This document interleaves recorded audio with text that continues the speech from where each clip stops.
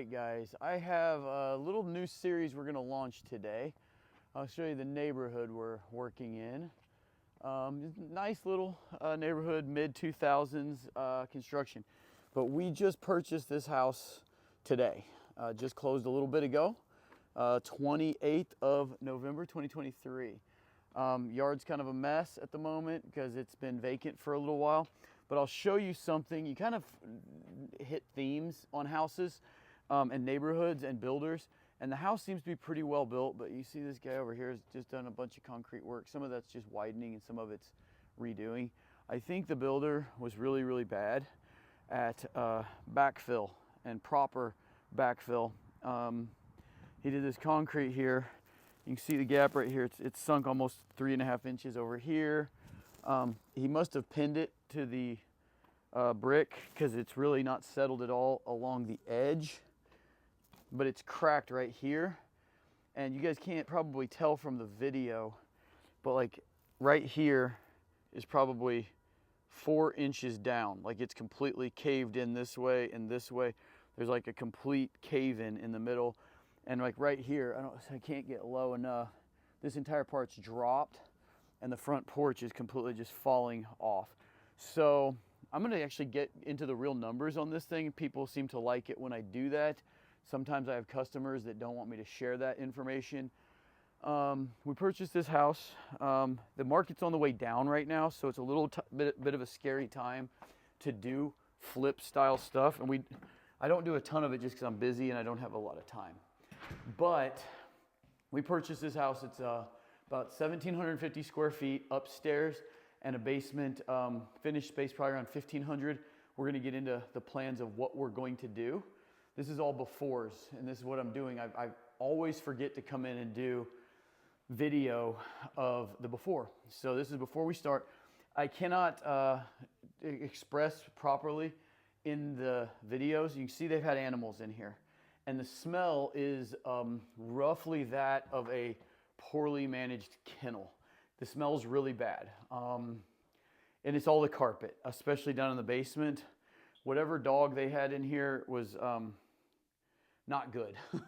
It just went, I think, in the carpet. So the very, very first thing we're gonna do is rip this carpet out, and I'm gonna bring my concrete breaker. And part of this, you know, people will get into this or that. You know, the reason I told the wife I was okay with doing this is because this is a disaster for a lot of people to have to deal with. I can have this removed in probably an hour. I'll video that. And I can pour it back and make it look better than it ever looked. Pretty cheap. So while that's a big problem, a really big problem, it's not gonna hurt me that bad. The deck is everything's built in 2007. The deck is in okay shape structurally. There's no stairs. I'm not gonna go out there because I don't have a key, but there's no stairs that go to the ground. From a security standpoint, that's actually kind of sought after or a good thing, but I think from a lot of people, it's going to be a negative. So we may put stairs to the bottom. The floors are a little bit scratched from the dog, but they're in pretty good shape. It's pretty gunstock oak, 3¼ inch micro bevel, real 3/4 inch wood. Dated a little bit on the color. The cabinets are clear alder and they're very dated in my opinion. This entire house, I literally walked in it with my wife and I said, when was this built? 2007. And I said it sort of jokingly because I started using these exact masonite doors. They went from a smooth panel to this grooved panel and it got really popular in 2007. And she goes, yeah, it was made in 2007. I'm like, she thought I was a genius. I was just taking a little bit of a swag, a scientific wild ass guess. Garage is in fine shape. It's kind of down. You got a little set of stairs, which kind of limits the size a little bit, but it's got nice high, a lot of storage potential out here. Don't think I'm going to do anything to it. Probably I'm going to have to do something with the cabinets, which I think the granite's okay. Probably I wish it wasn't the brown tone. I forget what they call that granite, but I think it's okay. But don't know about the floors. I think I'm going to probably leave them. I'm going to try to do as minimal invasive stuff up here as I can. Probably just repaint. Probably try to change the cabinets a good little bit. There's been a water leak. You can kind of see there's a little issue down here, and it has transferred to the floor or the ceiling in the basement. We're gonna have to make sure that is no longer an issue and take care of any damage that has happened. So anyway, I get back to the numbers. We actually purchased this place. It's got a full basement for $250.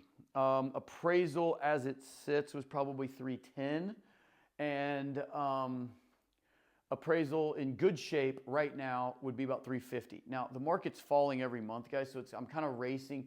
I would not normally do this, but you can see this dog they had was actually like literally just digging holes through the carpet. I mean, the carpet's coming out anyway. It just kind of goes to just show you what we are dealing with. When we first started looking at this, I didn't want it. I don't feel like I have the time to mess with it.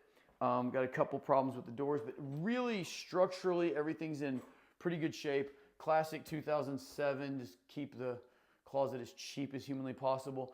I may or may not try to do something in here. Again, I'm trying to, most of the projects I do, you know, obviously a lot of ICF stuff, but I mean, most of the projects I deal with are in the 7 figures. I would like to turn this thing around for 25 or 30 grand of work, you know, to try to get, you know, 350, 340, 350 out of it. I don't know if the market will bear it, but I'll take you to the basement real quick. It's just a wide open space. Got one big bedroom down there. So that's master plus 2 small bedrooms up here. So it's 3, 2, 2 upstairs. The basement, you see the dog did his number down here as well. And I mean, so you can see the drywall has had a leak, and this is all just kind of running along that under that island. But you can see this room is quite nice. The backyard is a complete mess, but that's one of those things where very easy. We'll take care of that in no time. Like got missing a couple pickets on the fence. None of that's a big deal. Carpet's all going to come out. Down here we're going to do luxury vinyl or SPC, click of some sort. Bring this up to a lot more modern look, probably a lot more gray tones and everything. Real quick, I'll take you down. I'll show you the big invasive thing that I'm going to be trying to do to this room. So another full bath down here, okay? Nice full bath. This room in here is just the furnace room. Not going to do anything at all in here except probably clean up the animal poop that's still in here. But nice giant bedroom in here. And basically all we'll do here is SPC floors, and that's pretty much it. Paint. Just paint and floors. Very quick turnaround on this. This is maybe where I see the ability to get a quick sale by making this cooler than every other house in the neighborhood. This floor plan exists on up the street. That's how we know that this year houses like this have sold for $350 in decent shape. But there's this room back here, nice, good size. That's the wall with the stairs right here. And I'd say without a tape measure, we're 8 feet to the wall out here. We're probably 8 feet out, and I'm guessing probably 20, 22 feet long. It's not quite as big as the main span of the room. I am thinking in my mind right now, I'm going to put a beam up along, this is the trunk line for all the soffit for the HVAC.